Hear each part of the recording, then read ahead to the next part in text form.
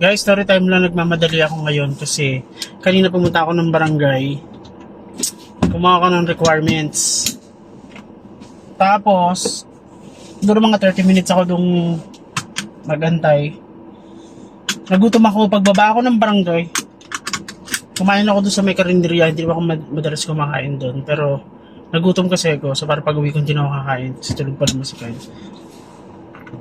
Nakalimutan ko magbayad.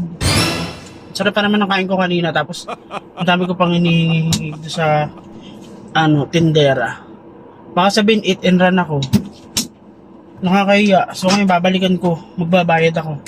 Buti naalala ko kasi nagising si Kyle. Ano daw ulamin niya? Sabi ko, kumain ako kanina eh. Pero tapos tinignan ko yung pera ko doon sa may wallet. Hindi pa ako nagbabayad. Walang bawas. Nakakaya. So magbabayad ako ngayon.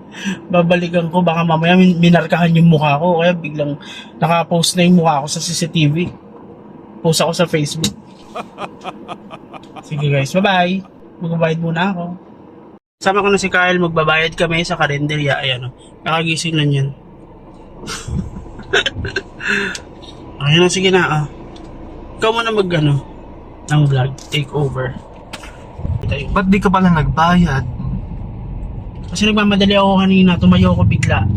Mainit na, mga around 11:30 na yata yung mag-alas 12. So tumakbo ako, nakakita ko ng tricycle kasi nag-commute lang ako. Bigla ako sumakay. Hindi inisip na nila nag 1, 2, 3 ka. Oo nga, baka mamaya sabi, review mo nga sa CCTV, tignan mo nga ako sino yun. Tapos ipopost ako sa Facebook, beware, ganyan. Ba't kasi hinabol yung tricycle? Hindi kasi, hindi, mahirap yung pila ng tricycle kanina. Tapos nakita ko may bakante doon sa may harapan niya. Sabi ko, Manong, ba't pasakay na ako?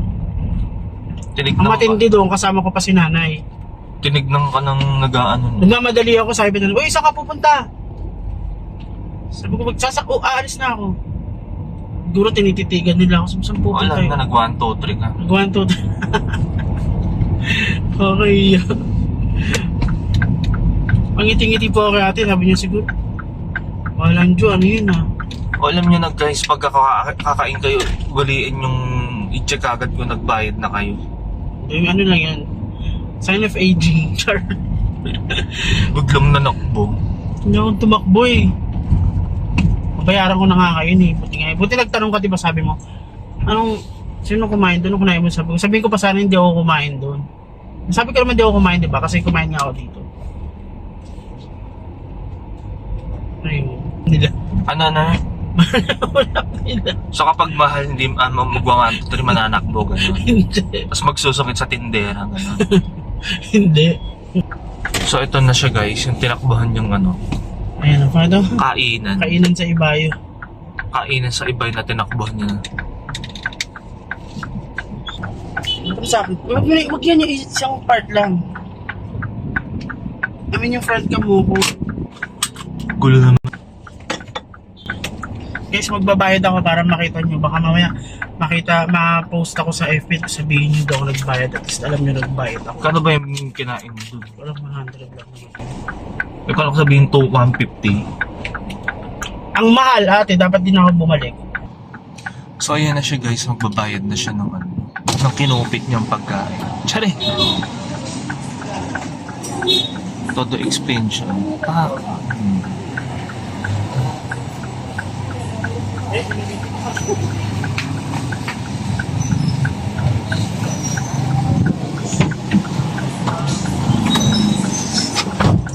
Bayad na ako. Bayad na daw siya for today's video.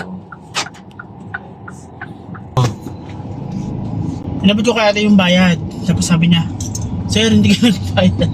Oo nga ate, nakalimutan ko. Sabi, thank you, inawakan niya kamay ko. Sabi niya, thank you sir, sabi niya. At least nagbayad ako. O kasi 95 pala yun. Dahil i-deduct sa kanila yan. Dideduct pa yun. Kaya nga ako bumalik eh. Pero siguro sabi niya, biglang nawala yung kumain doon. Nakita niya bigla ka nagtatatakbo. Nakita ba niya ako? Tumatakbo? Siyempre nakita. Yung palabas. Hindi kasi nabalik yung tricycle, mainit na kasi. So ganun pala yun guys. Ganun pala yan guys pag mainit magtatatakbo.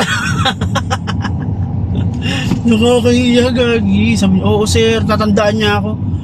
Oo sir, hindi ka po nakapagbayad. Eh di wow.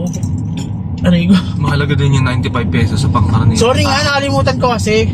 Grabe. Parang ano yun natandaan niya Sabi ko na tatandaan ako nun Alam mo na. Pero hindi nagbayad ako. Nag-sorry Oo ka. nga, nagbayad ka nga, pero nag 1, 2, 3 ka. Charis. Sabi niya, thank you sir. Hindi, sorry ate, sorry, nakalimutan ko kasi. Ayun, tapos nagbayad ako. Yun lang. So guys, tapos na ang aking mission for today. Oo. Nagbayad ako doon sa tinakbuhan ko.